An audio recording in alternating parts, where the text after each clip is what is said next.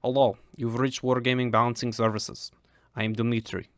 We balance the game so we can balance our budget. How can I help you? Hey, yeah, I was wondering if you could answer a question I have about the New Balance Update 2.0 on the Sandbox server. Of course! What would you like to know?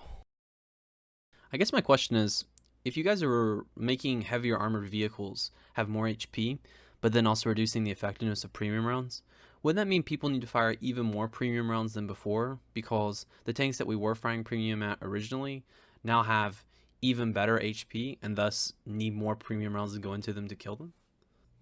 Oh, you have good questions, but no. You see, you don't need premium rounds, you just need skill.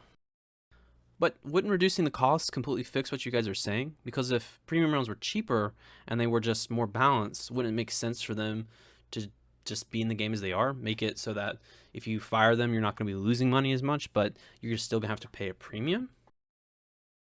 How ridiculous. We would never think about making premium rounds worse, meaning that players have to spend more money. We would also not reduce credit income as well to make it even harder to make money back. No.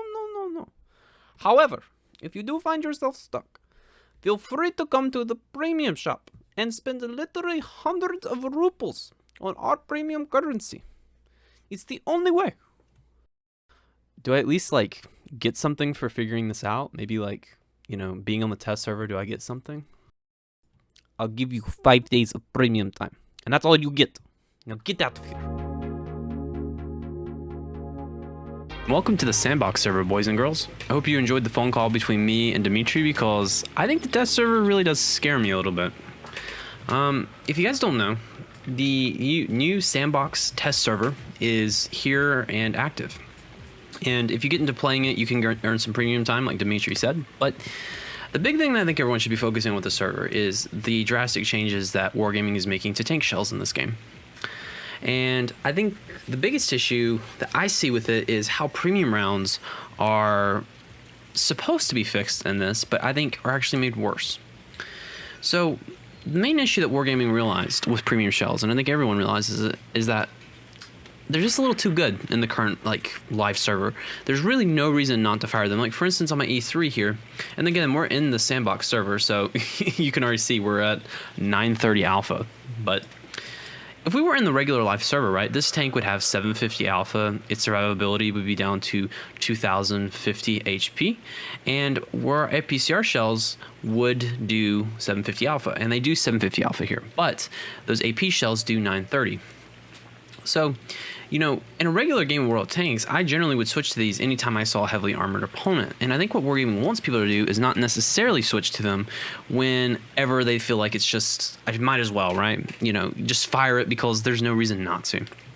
And I applaud them on that. I think that is a very good idea. But I think what they're also thinking about here is that, listen, the community is going to love this patch. We're dealing with, premium shells and premium penetration, all this sort of stuff. Everyone hates that. But we're also going to make a lot of money because they are. I mean, here's the thing. If you increase the HP of vehicles on average around 20%, I actually did an Excel spreadsheet and I sort of took in several different examples. You have percentage increases like the T-57 Heavy has a 25% increase in HP. The Object 140 has a 27% increase in HP. The Mouse actually only has an 18% increase, but most of the guns, DPM in the game increases by 20 to 25% generally. And so what this means generally is that as HP pools have gotten larger in this meta, that premium shell that now does less damage now is, let's say, significantly worse of a choice. And it's significantly worse because it now does less damage, but also because if you go to your out of battle statistics, and let's look at something here, they still cost what they cost in the actual live server. That is the real cost of that. If you look at the Jagdpanzer 100 shells, look at that cost, 7,200 credits a shot. And if you go look in the live server, that's exactly what it costs there. Which means Wargaming has now put an interesting situation because I don't think they have addressed this situation. What happens, let's say, you are fighting an E100. And as you get into the E100, you want to pin it, but you're in, I don't know, let's say 97. You're both hold down, and you see him, you only have on your main gun 250 millimeters of penetration. This turret is 250 millimeters thick and it's angled, and he'll probably have some slight movement. And since he's taller, you'll be shooting up to it. I'm just saying the angle statistics are completely against you on this one. So what do?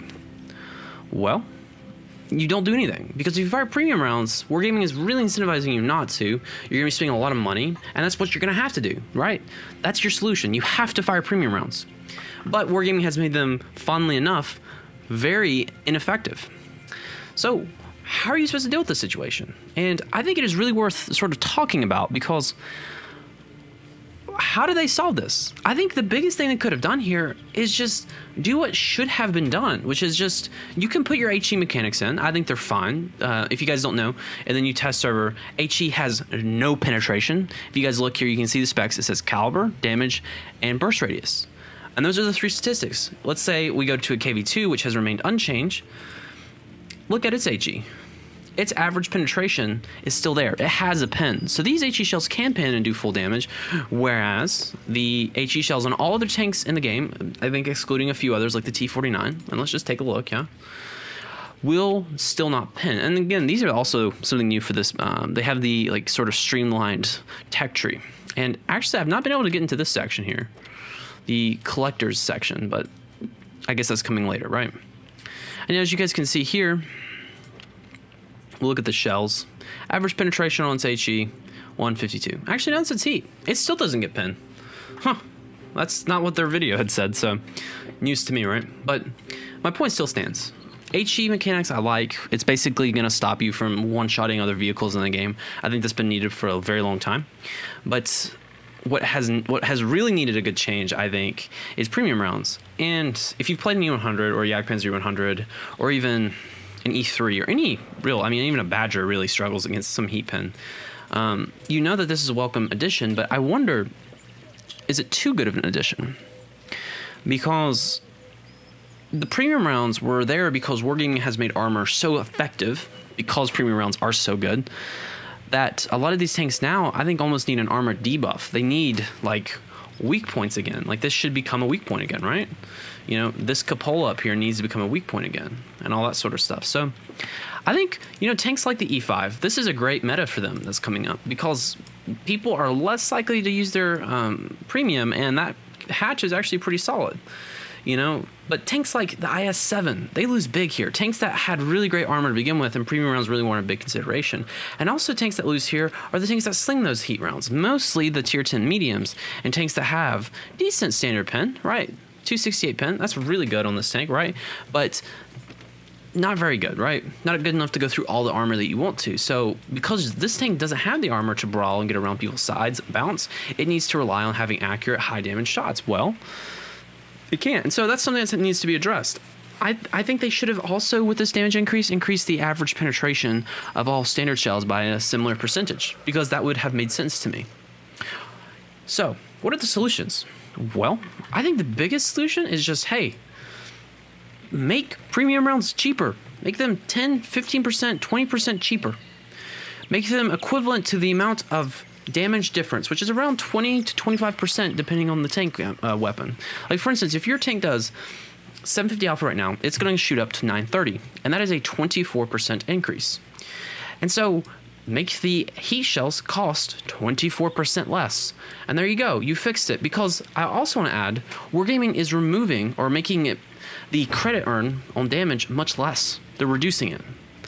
So you tell me, it seems like this is sort of a, we took one step forward and 3 steps back sort of situation. Anyway, that's my video for today, guys. I'm a newly forming channel, and I'd love for you guys to subscribe and get involved. Send me your replays. I'll have the Gmail link in the description down below. And tell me what you guys think. Do you guys think that this is a sort of a fiasco sort of waiting to happen? Or like, what do you think is going to happen here? Because I really don't know. And I think Wargaming truly needs to figure out a great solution on dealing with what I think is going to make premium rounds more useful, like, in the future, right? So anyway, signing off.